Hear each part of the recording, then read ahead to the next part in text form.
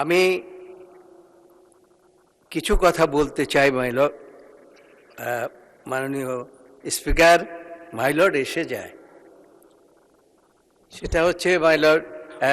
মাননীয় সদস্য, হ্যাঁ, আমি আপনি দুজনেই মাইলর্ড বলে অভ্যস্ত। মাইলর্ড আসছে, এখন আমরা মাননীয় স্পিকারে থাকি। ধন্যবাদ আপনাকে। আমি যে কথা বলতে চাচ্ছিলাম না তা বলতে হচ্ছে আজকে। তার কারণ সমস্ত শরীরে যার ব্যথা,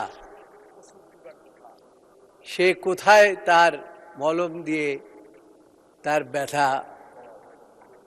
শেষ করবে, উপশম করবে?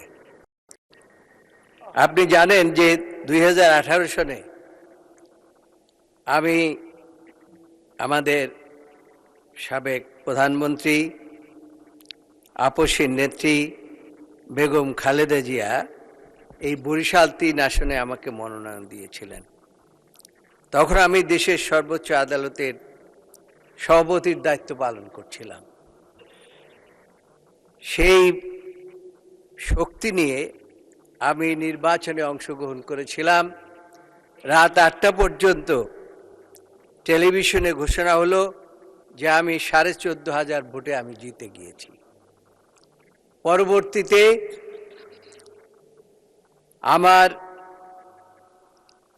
বাবুগঞ্জের একটি নির্বাচনী এলাকার থেকে যুদ্ধ করে পুলিশ বাহিনী এবং যৌথ বাহিনী সমস্ত ব্যালট বাক্স ছিনিয়ে নিয়ে যায় এবং ছিনিয়ে নিয়ে গিয়ে আমার যে ভোটগুলো এগুলো ফেলে দিয়ে আমাকে 6,500 ভোটে আমাকে পরাজিত হিসাবে ঘোষণা করেন। সেই ক্ষোভে আমার এলাকায় কোনো উন্নয়নই হয় নাই।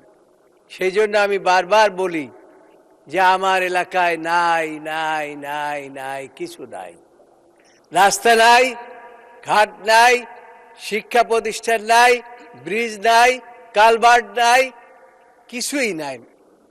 সেই জন্য আমি বলি নাই নাই নাই।